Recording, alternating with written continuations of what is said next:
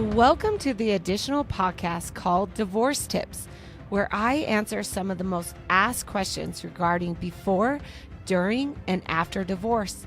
These are 10-minute golden nugget episodes to give you as much information as possible from a divorce expert. That's me. Let's go. Welcome to another episode of Divorce Tips. This month, we're talking about Thanksgiving. With Thanksgiving, we want to talk about things that we can be thankful for. And our first divorce tip is being thankful for prenups. My favorite song, Kanye, is, I ain't saying she a gold digger, but she ain't messing with no broke to broke. And I always say, especially with the fact that divorces or marriages are getting to the point where people are getting older and older, they've acquired, they've been, they're more successful in their careers. They've acquired some wealth, that a prenup prior to getting married is not a bad idea. Now, it's very, very case-by-case basis, because if you're a 25-year-old, you guys just finished college, you have no money, a prenup makes no sense. Because guess what? The goal is you're going to build a life together. You're going to build it mutually together, and that you're going to want to support each other in building your wealth. A prenup makes absolute sense when you have acquired wealth in a couple circumstances, whether you've inherited wealth, so your family, you're part of a trust, or you've inherited money from a grandma or something like that.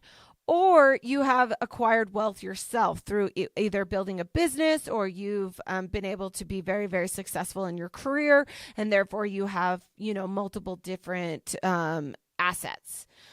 That makes sense before you get married to sign a prenup. And let me tell you why.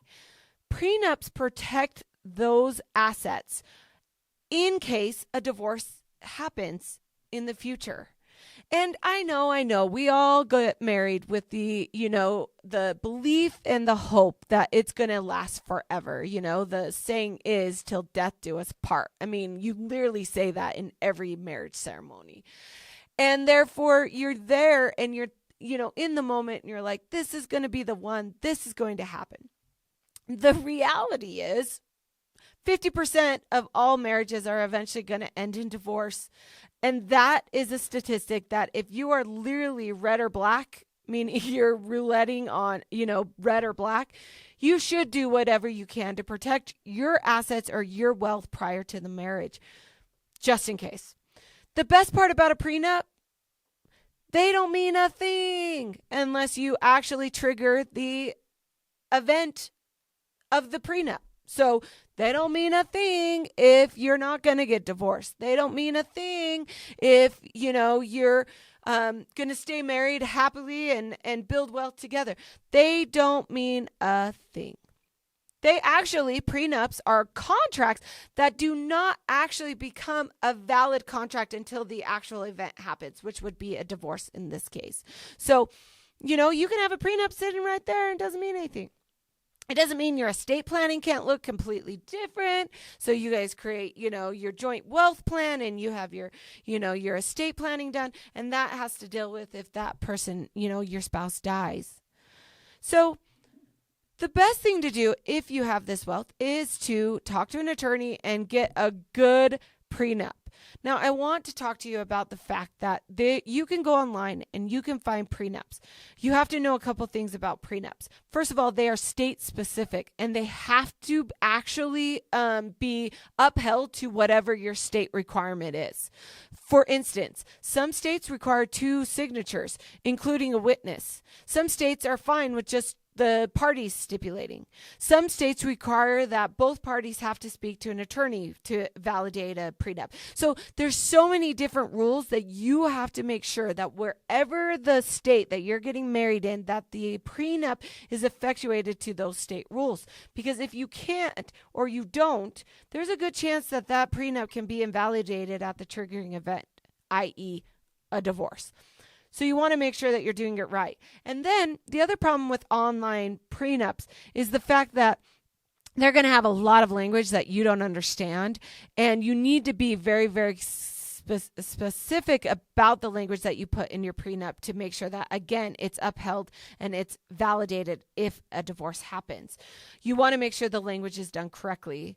So by doing that, even if you use an online resource to get your prenup, I would highly suggest paying the $300 for a consultation for an attorney to review it so that they can make sure that they explain everything to you. The other thing about a prenup, don't give it to your spouse the day before the wedding.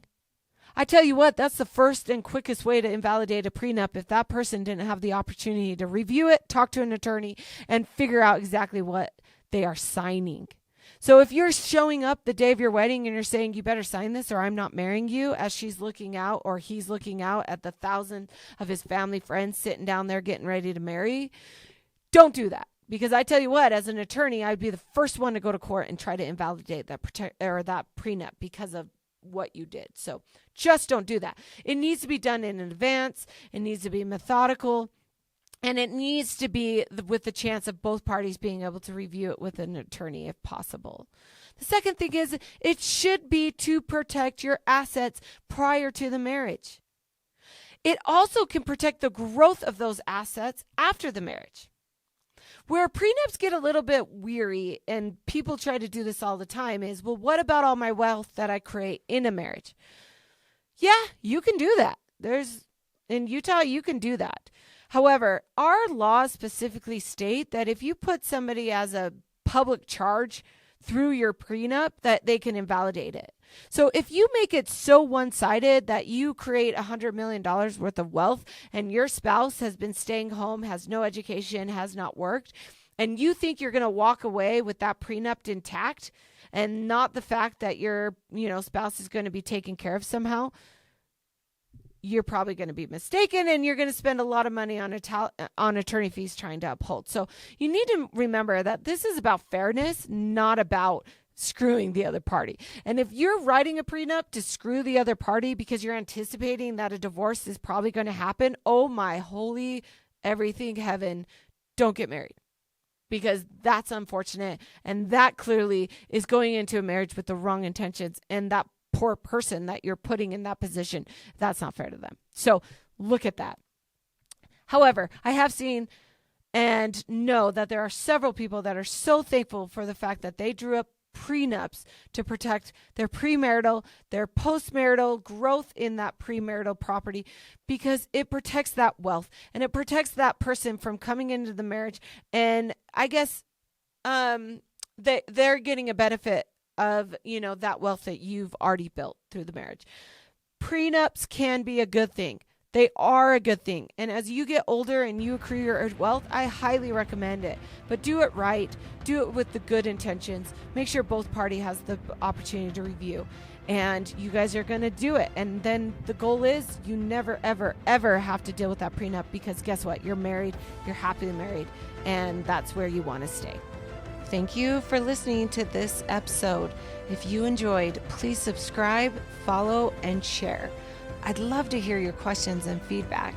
You can contact me at community@jillcoil.com. See you next time. I am an attorney, but I am not your attorney. Any advice given on the podcast is general and shall not be construed as legal advice.